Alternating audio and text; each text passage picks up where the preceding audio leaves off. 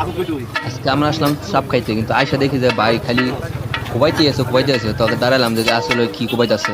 আমাদের আমরা যে চাপ খাইতেছি আসলে চাপের এমনি রুম ধরে খালি কোবাইতে আছে।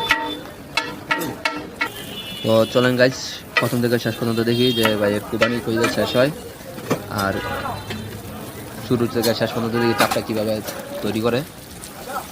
এখন ভাইয়ের চাপ মনে হয় প্রায় কুরবানি শেষ, এখন মনে হয় মশলা দিব। দেখেন এখানে কি মশলা দিতে আছে দেখা যাচ্ছে আছে।